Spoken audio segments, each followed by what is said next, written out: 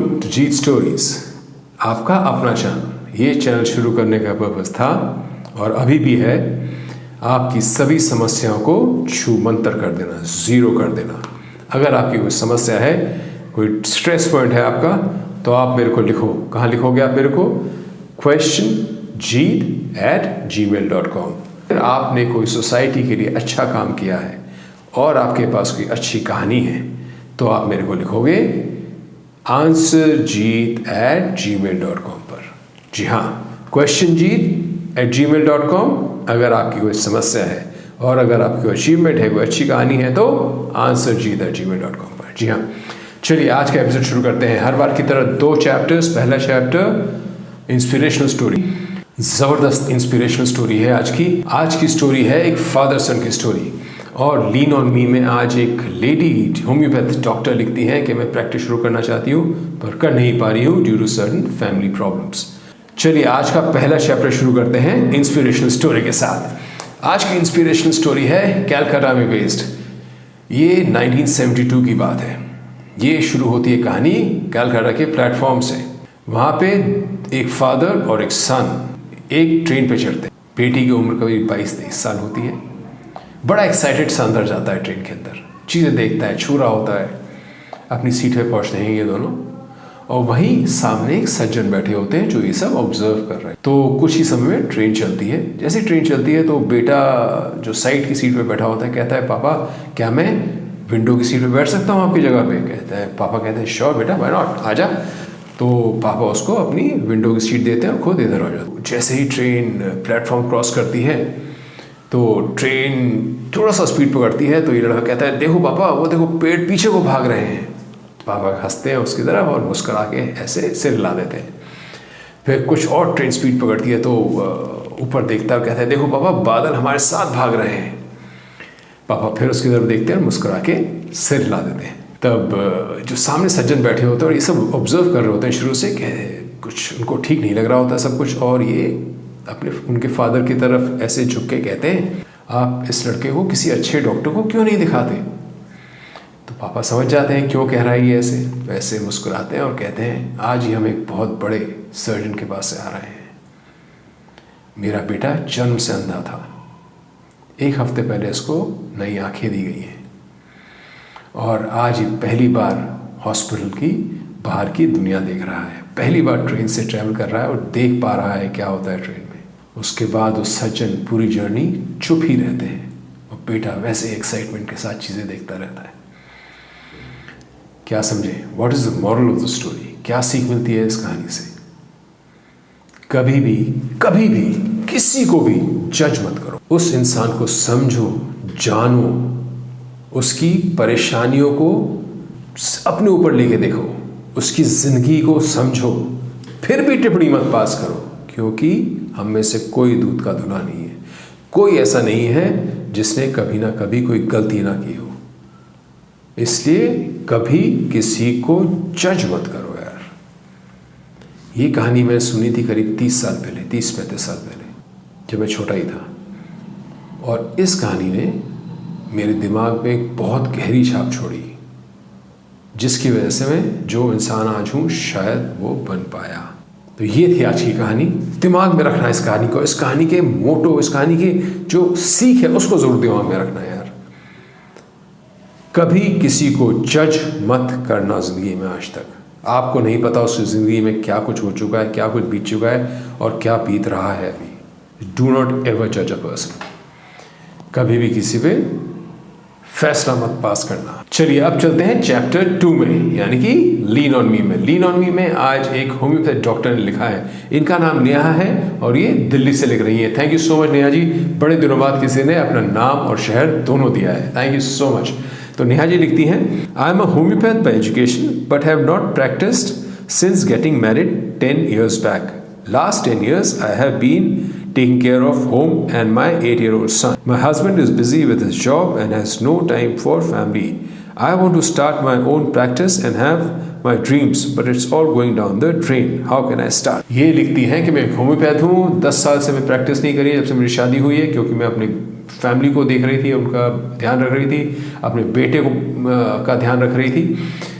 पर अब मैं अपना प्रैक्टिस शुरू करना चाहती हूँ, मेरी बड़ी ड्रीम्स हैं जो मैं पूरी करना चाहती हूँ। तो नेहा जी, एक चीज़ तो आप समझ लीजिए, आपकी ये फ्रस्ट्रेशन बढ़ेगी अगर आपने अपना काम शुरू नहीं किया। आप एक पढ़ी लिखी प्रोफेशनल हैं, आप एक डॉक्टर हैं, और आपने अपने प्राइम 10 ईयर्स अपनी फैमिली को दे दिए। Hats off to you ma'am, मतलब सलाम है आपको। लेकिन आपने अगर अभी भी काम शुरू नहीं किया तो ये जो फ्रस्ट्रेशन है ये फैमिली प्रॉब्लम में भी तब्दील हो सकती है। इसलिए अब आपको काम शुरू कर देना चाहिए 100%। अच्छा, आप काम कैसे शुरू करेंगे? आप कहते हैं आपके हस्बैंड बहुत बिजी हैं और आप उनसे बात भी नहीं कर पा रही है, ज़्यादा मुझे समझ आती है। देखिए, सबसे पहले तो प्लानिंग करिए, पूरी प्लानिंग करके फिर अपने हस्बैंड से बात करें। प्लानिंग में क्या रहेगा? पहली चीज़, आप कहाँ से करेंगे प्रैक्टिस? हमारे पास 2 ऑप्शन रहेंगे। पहला ऑप्शन है कि आप घर से प्रैक्टिस शुरू करें, बहुत बढ़िया ऑप्शन है, सबसे अच्छा ऑप्शन और सबसे सेफ ऑप्शन यही है कि आप घर से प्रैक्टिस शुरू करें। बट फॉर सम रीज़न आप घर से नहीं कर पाती, आपकी फैमिली इशू है, या आपकी एंट्री एग्जिट पॉइंट में कोई प्रॉब्लम है, या आपका सोसाइटी की कोई प्रॉब्लम आती है, तो फिर आपको एक पास में ही जगह ले लेनी चाहिए। पास में मतलब ज़्यादा से ज़्यादा 5 से 10 मिनट की दूरी पे अपने घर से, उससे ज़्यादा ना हो। कोई गराज ले लीजिए, कोई छोटी सी दुकान ले लीजिए कहीं पे। तो सबसे पहली चीज़ है आपको एक लोकेशन फिक्स करनी। दूसरी सबसे इम्पॉर्टेंट चीज़ है कि आप अपनी मार्केटिंग कैसे करेंगे। देखिए, सबसे अच्छी मार्केटिंग डॉक्टर की क्या होती है? Word of mouth publicity.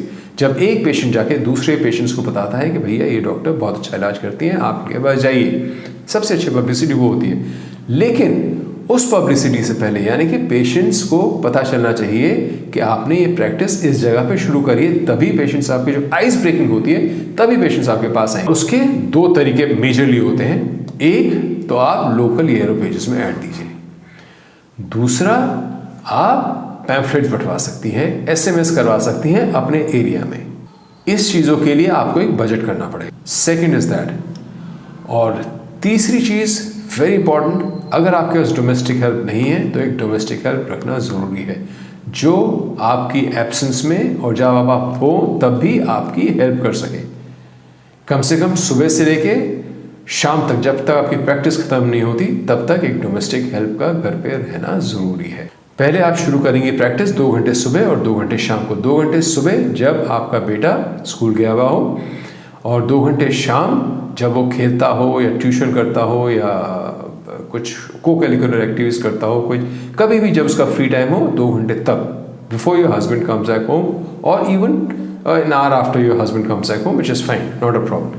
तो 2 घंटे सुबह, 2 घंटे शाम को आप शुरू करेंगे प्रैक्टिस। ये सब चीज़ें आपकी प्लान हो जाए, यानी कि बजटिंग भी करनी है आपको। अगर आप घर से कर रही हैं तो आपको किराए की ज़रूरत नहीं है। अगर आप बाहर से जगह ले रही हैं तो आपको 2 महीने की सिक्योरिटी और 1 महीने का एडवांस देना पड़ेगा। तो उतना आपके पास पैसा होना चाहिए, plus about approximately 15,000 rupees towards marketing. ये पैसा अगर आपके पास ऑलरेडी सेव्ड है, वेरी गुड।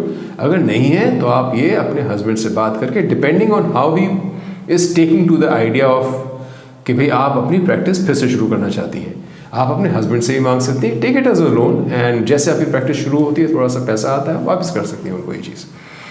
तो ये प्लानिंग पूरी करके, यानी कि कहाँ करनी है, बजट कितना रहेगा मार्केटिंग का और रेंट का, और आवर्स कौन से रहेंगे आपके।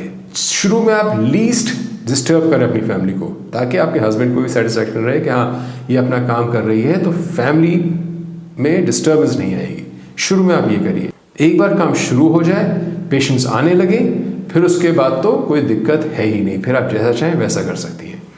तो ये प्लानिंग करके पूरी, फिर आप हस्बैंड से बात करिए और ये कहिए कि अब मैंने 10 साल फैमिली को दिए हैं, हम अब सब अपने अपने में बिजी हैं, बच्चा स्कूल जा रहा है, अब मेरे पास कुछ टाइम होता है, तो मैं अब अपनी प्रैक्टिस करना चाहती